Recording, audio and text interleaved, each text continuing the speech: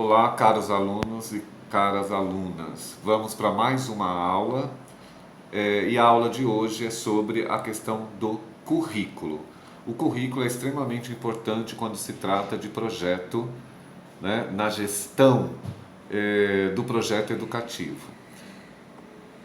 Então, vamos lá. Para trabalhar a questão do currículo, é importante pensar que o currículo ele deve ser construído de forma participativa e colaborativa na escola. Então, o currículo é uma construção colaborativa, portanto, não pode ficar centralizado em algumas pessoas. É importante que envolva todo o complexo da escola. Então, é importante conhecer os fundamentos pedagógicos, né, da escola, a proposta pedagógica da escola, as competências gerais, que hoje é extremamente importante falar da Base Nacional Comum do Currículo, né, a BNCC. Nós precisamos também pensar na identidade e finalidade da educação como um todo, os aspectos pedagógicos, né, da escola e como é que se faz a organização curricular e a intencionalidade educativa na escola. Então, é importante pensarmos que a organização desse currículo depende de uma formação nas diferentes áreas do conhecimento, pensando nas competências de cada componente curricular, né? Especificamente na área de linguagens, né? Então, quais são as competências específicas na área de linguagens para a educação básica, né? Especificamente a educação infantil e as séries iniciais, no caso de uma escola com ciclo 1. Depois, nós temos que pensar nas competências específicas da língua portuguesa, né, para o ensino fundamental, e como vai se organizar esse documento ao longo da construção do currículo. Então, vamos pensar que todos os docentes, a equipe gestora da escola, precisa discutir de uma forma contínua a questão do currículo. Então, seria muito interessante vocês colocarem na estrutura do projeto educativo as pautas, né, de ATPC, como que vai ser mensurado todas essas questões, as ações de cada uma das áreas, né, de conhecimento, pensando na matriz curricular estabelecida em legislação.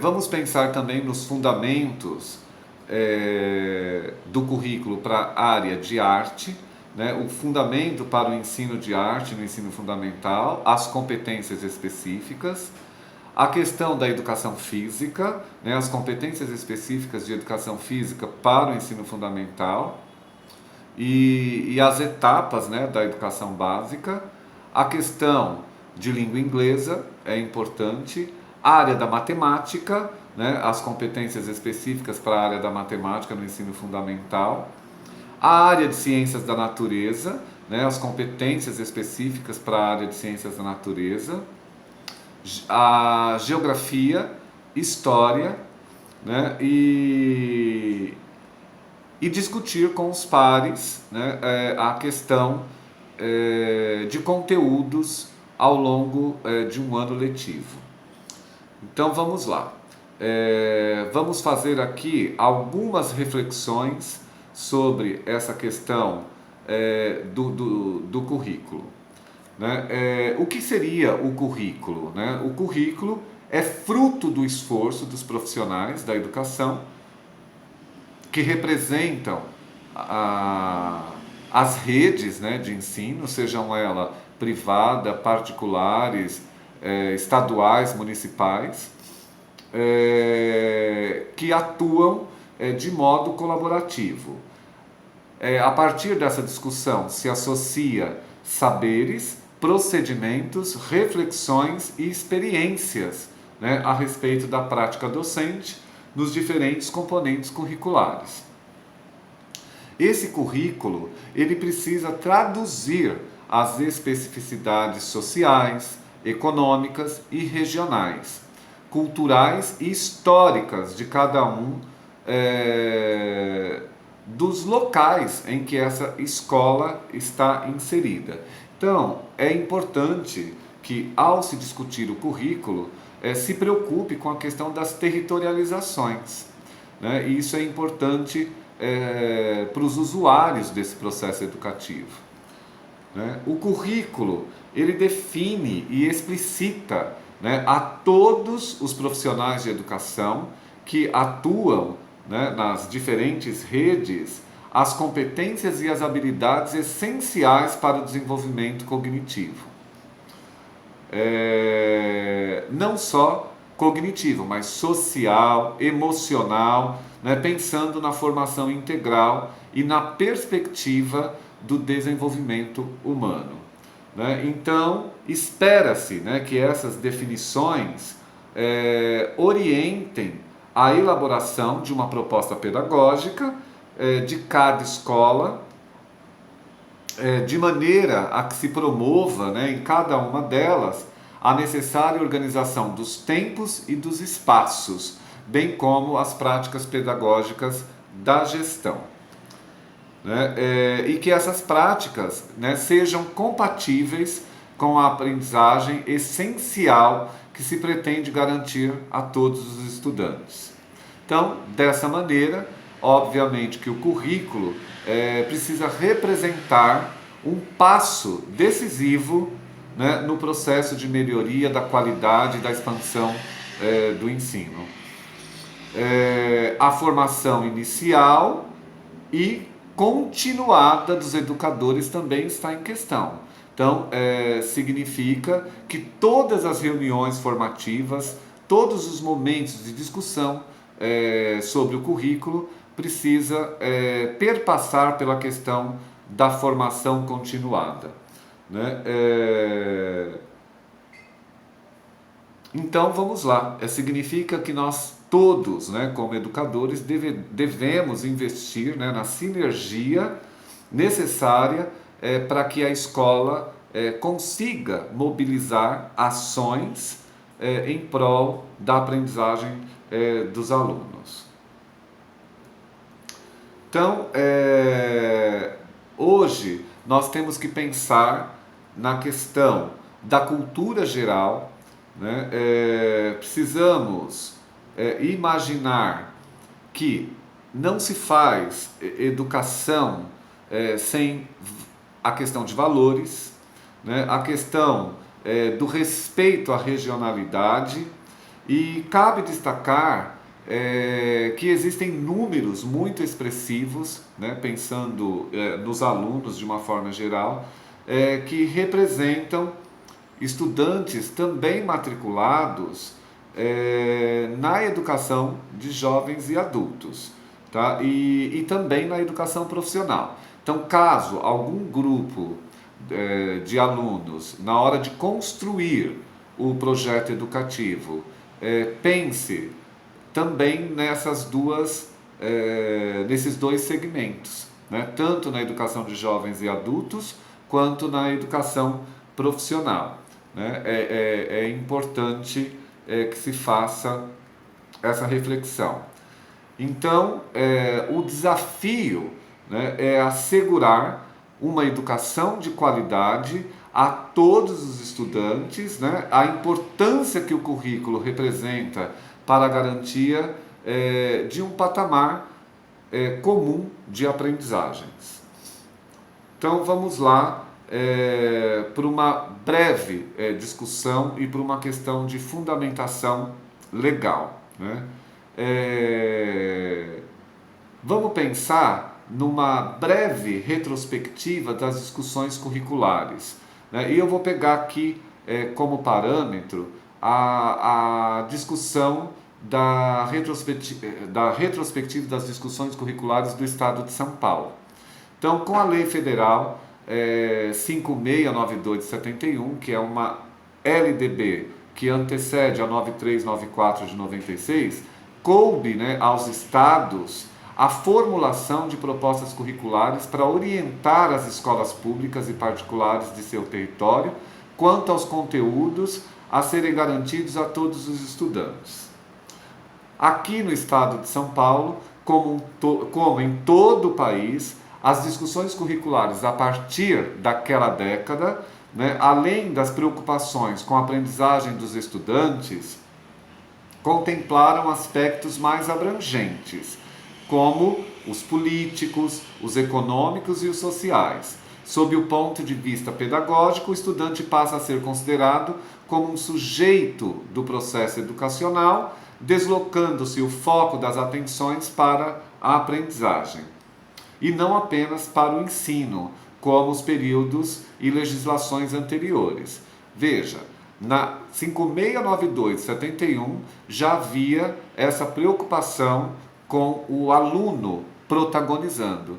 Imaginem vocês agora com a 9394 de 96, que é a atual LDB, né, que pensa no protagonismo do aluno, o aluno é o foco, né, então é importante pensar na inversão das aulas, na participação colaborativa e integrar esse aluno de escola com a sociedade majoritária, pensar no uso, né, das metodologias ativas, pensar na questão da abrangência tecnológica que hoje é tão importante, né, na questão educacional.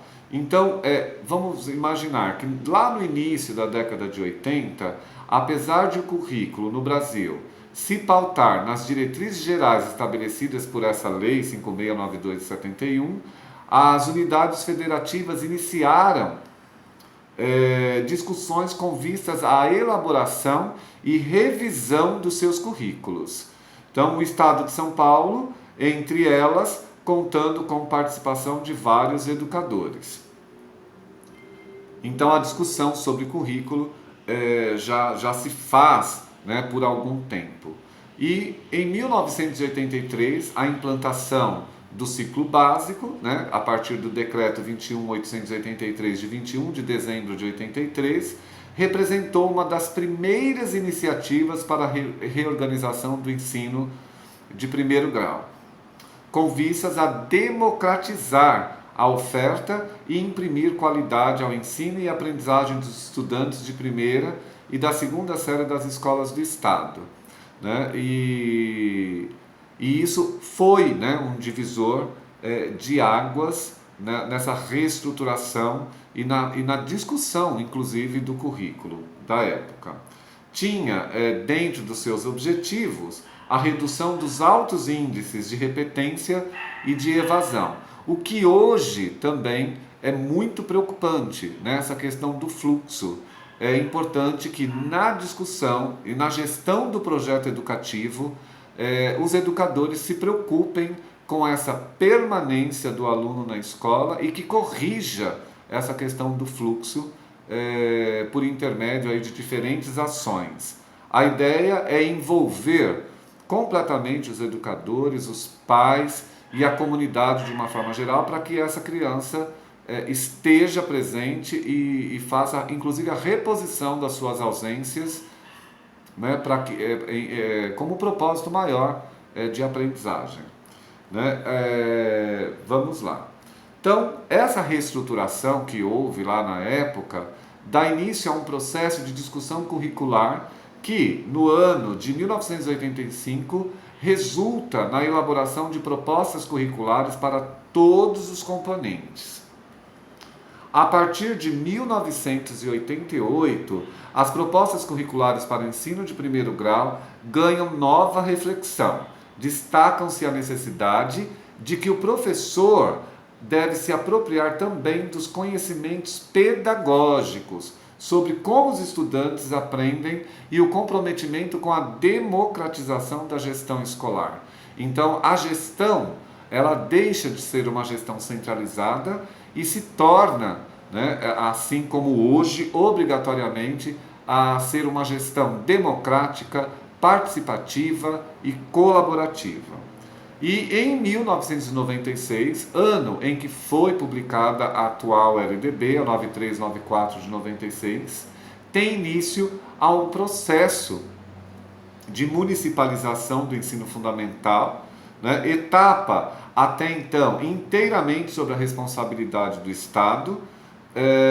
Naquele ano, 46 municípios paulistas iniciaram o processo de municipalização do ensino, assumindo por meio de parceria, né, Estado e município, as primeiras séries de primeiro grau, ampliando as etapas até então atendidas, visto que parte significativa, né, dos municípios oferecia apenas a educação infantil,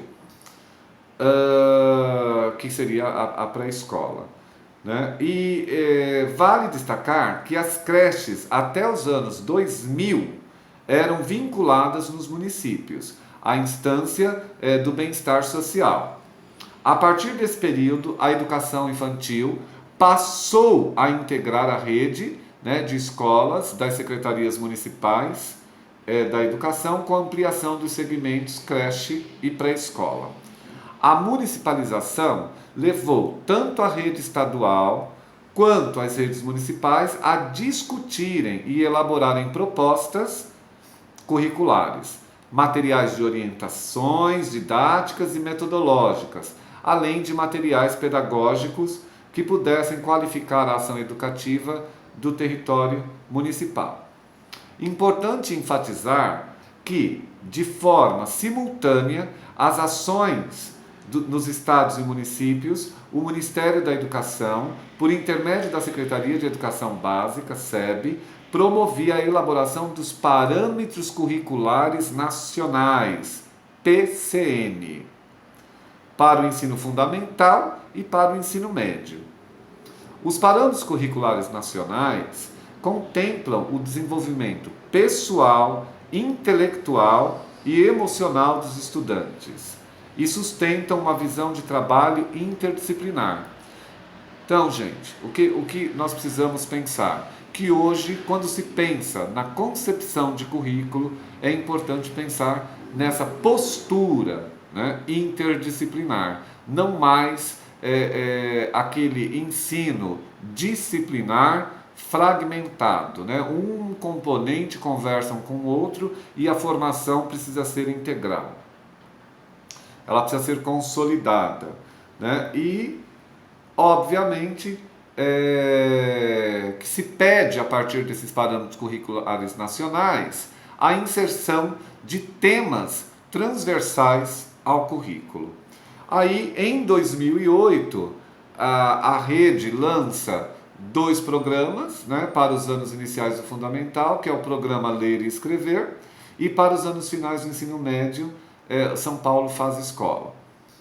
A implementação desses programas contou com materiais didáticos para estudantes e orientações didáticas e metodológicas para professor, né, além de documentos com a definição das habilidades e competências a serem desenvolvidas. Em cada ano, né, algumas redes municipais e as escolas da rede privada fizeram esse mesmo movimento, né, e de elaboração de propostas curriculares e de materiais para a sua implementação. Então, no ano de 2013, a Secretaria de Estado de Educação, né, promove discussões curriculares para os anos iniciais do ensino fundamental em ciências, história, arte e educação física, que resultaram em documentos e orientações curriculares publicadas entre 2013 a 2015.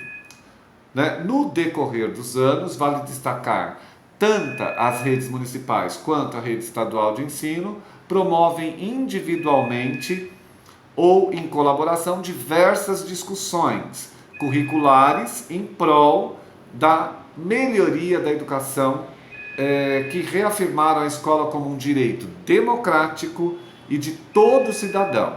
Então aqui é importante o conceito, né, de cidadania. Né? Segundo José Murilo de Carvalho, cidadania é a garantia dos direitos civis, políticos e sociais. Então, quando se discute currículo, é importante se pensar como vamos garantir na prática educativa, na gestão do projeto educativo, né, esse exercício, né, de cidadania. Né? E logo em seguida vem, né, a elaboração da Base Nacional Comum Curricular, e se faz a partir de uma discussão que mobilizou os mais diferentes profissionais da educação em todo o país, em diversas esferas públicas administrativas. Bem como, né, obviamente, da sociedade organizada. O documento relacionado à educação infantil e ao ensino fundamental foi homologado em 20 de dezembro de 2017 no âmbito do ensino médio. Né? As discussões ocorreram durante todo o ano de 2018, tendo sido homologada a versão final no dia 14 de dezembro daquele ano. Com a homologação da BNCC, os estados iniciam a reelaboração de seus currículos. Então, pessoal, este é um momento extremamente importante quando se discute currículo, né? Que é a questão da aplicabilidade desse currículo, da construção desse currículo com base na BNCC. E é claro que existem aí alguns programas, né, de apoio, né, para a compreensão dessa implementação. Então, o programa de apoio à implementação da Base Nacional Comum Curricular, PRO-BNCC, instituído pela Portaria número 331 de 2018, estabeleceu as diretrizes, os parâmetros e os critérios para a implementação da BNCC em âmbito estadual e municipal. No estado de São Paulo tem início a elaboração do currículo paulista, por meio de um processo intenso e continuado de colaboração entre estados e município, colaboração esta fortalecida pelo compromisso de todos os envolvidos com a melhoria da qualidade da educação e pela convicção da importância do currículo nesse processo. Então, é importante que vocês façam uma produção textual sobre como elaborar o currículo nesse momento, né? Pensando na gestão do processo educativo. Então, fica aqui um exercício para vocês de como construir um currículo hoje, pensando numa gestão democrática, participativa, colaborativa, como se dá a formação, as reuniões formativas para essa construção, e isso precisa estar escrito na estrutura do projeto educativo, conforme nós combinamos em aula, nas primeiras aulas antes de toda essa situação. Né? Então, todos vocês estão organizados em grupos, estão construindo, né, um projeto educativo, né? Essa foi a orientação dada nas aulas presenciais. E agora vocês têm todo esse período que estamos distantes para construir esse projeto educativo. Né? Então, seria interessante que vocês buscassem, por meio de pesquisa, esses documentos aqui, né, apresentados nessa aula, façam uma busca para que essa produção textual e esse item do projeto educativo tenha argumentação teórica, né? E para que vocês não fiquem aí ociosos.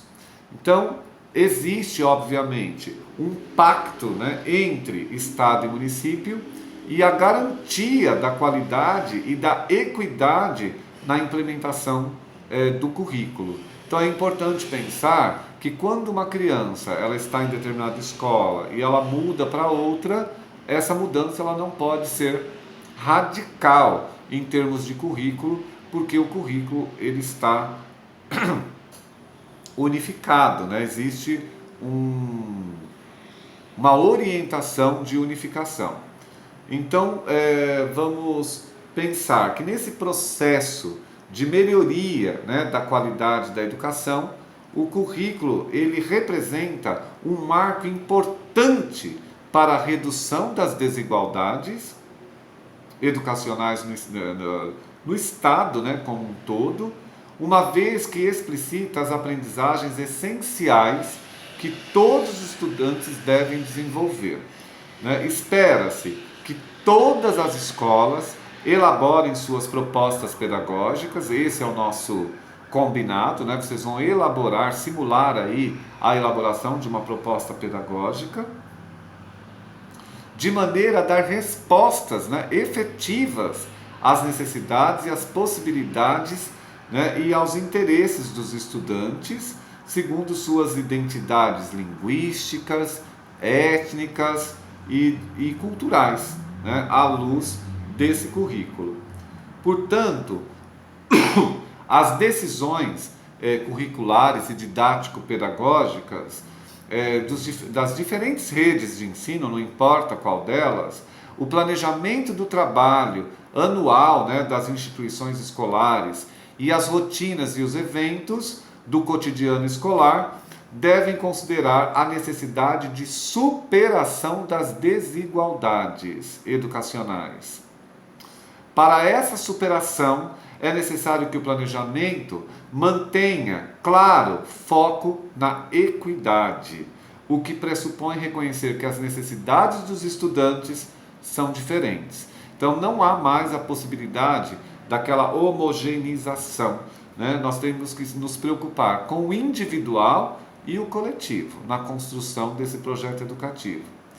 Então, segundo, né, a perspectiva defendida pelo currículo, a equidade diz respeito à inclusão de todos os estudantes nas escolas, a garantia de seu direito à educação e a qualidade, né? E isso está previsto na Lei de Diretrizes e Bases da Educação Nacional, está previsto na Constituição, na legislação estadual e dos municípios, né? Diz respeito ainda à necessidade de respeitar a diversidade cultural, a socioeconômica, a étnico-racial, a de gênero e as socioculturais presentes no território brasileiro. Né? Promover a equidade supõe também as respostas adequadas, né? E com respeito ao público atendido, né, nas modalidades de educação especial, né, educação de jovens e adultos, e educação do campo, né, educação escolar indígena e educação escolar quilombola, segundo as necessidades locais. Então, no caso da educação especial, o desafio da equidade requer o compromisso com os estudantes com deficiência, reconhecendo a necessidade de práticas pedagógicas inclusivas e a de acessibilidade curricular, né, conforme estabelecido na lei brasileira da inclusão da pessoa com deficiência, que é a Lei 13.146 de 2015. Né, reitere-se que o fortalecimento do regime de colaboração entre os estados e os municípios, já praticado na implementação de inúmeras ações e programas educacionais e no processo de elaboração do currículo, é fundamental para garantir o ingresso e a permanência bem-sucedida na educação básica, bem como para cumprir o compromisso de assegurar equidade na educação. Então, gente, nesse momento, eu penso que sobre essa questão do currículo, nós podemos parar por aqui. No nosso próximo encontro, eu vou continuar falando de currículo, né, e como nós vamos fazer essa inserção no projeto educativo. Mas pensem, faça a produção textual e vão construindo, porque no retorno, né, das aulas presenciais, vocês vão ter que entregar essa produção para avaliação. Né? Muito obrigado pela atenção de vocês.